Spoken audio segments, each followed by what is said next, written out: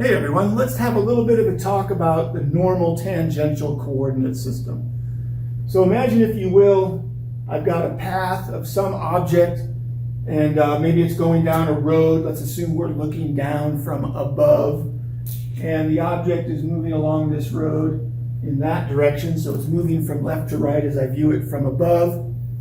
And this is the shape of the road. What I'm interested in is what is the velocity and the acceleration as it moves along the road. So let's just pick a point, and I'll start off with a point right here.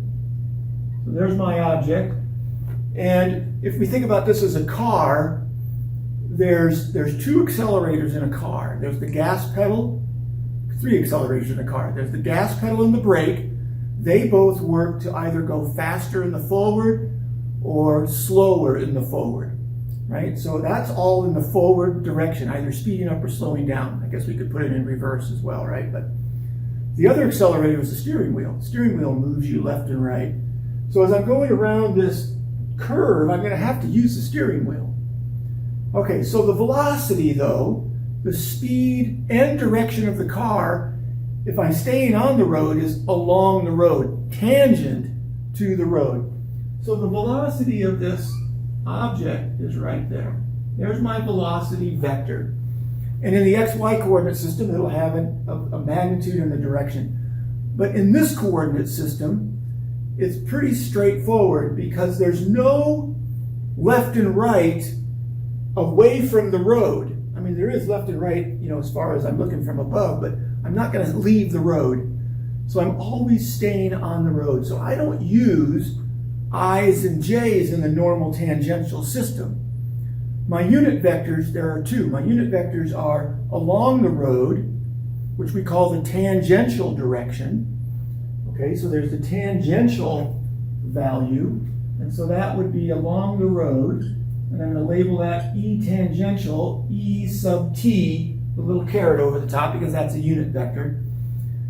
That's going to be controlled by the gas pedal or the brake. And then the other unit vector direction is perpendicular to that.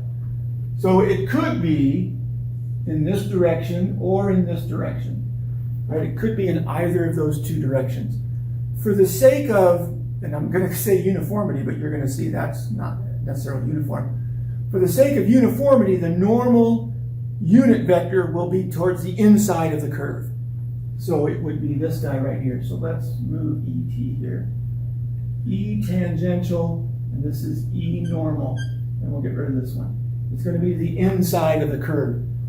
Similarly, if I go to this guy over here, that point over there, there's E tangential, assuming I'm moving towards the right, but E normal in this case would be to the inside of the curve. So you'll notice this does not obey the right-hand rule. Right? Going from tangential to normal, you could go clockwise, you could go counterclockwise, but you will always be at 90 degrees. You will always be at 90 degrees, right? So the velocity vector then, V, is equal to some speed, right? That's a speed, times E tangential. There is no second component.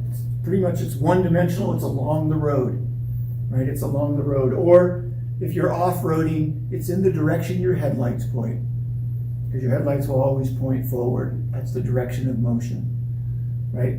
Assuming no reverse here. But it's in the direction of the headlights. It's never left and right as you're viewing the car. It's down the hood, right? In the direction of the headlights. Now, acceleration is a different story.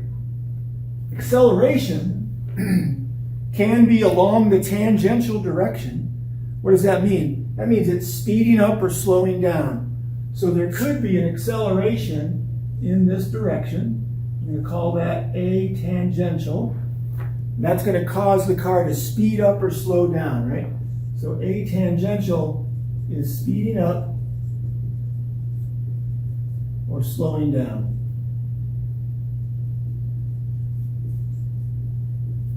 And maybe there's even a better way to phrase that, because up and down become maybe a little confusing. Let's say A tangential is increasing speed or decreasing speed.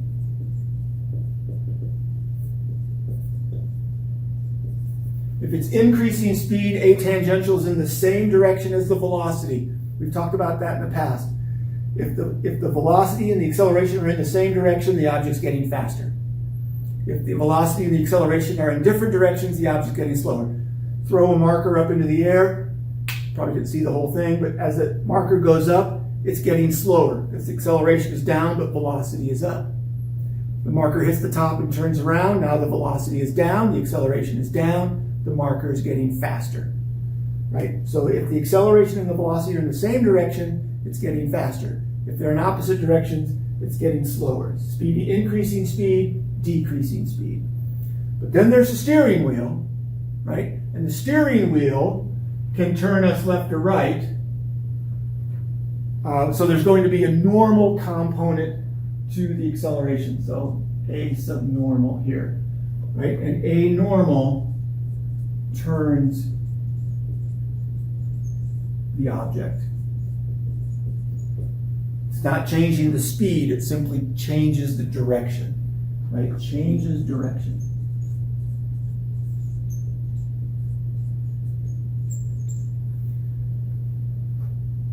In the circular case, that's referred to as the centripetal acceleration. And you may recall the centripetal acceleration was equal to v squared over the radius of the circle. And it's pretty much the same thing here. Most often, though, I don't use r, I could, but the radius of curvature on this portion of the curve is different than it is on this portion of the curve, right? And so I like to use the Greek letter rho, and that's going to be the radius of curvature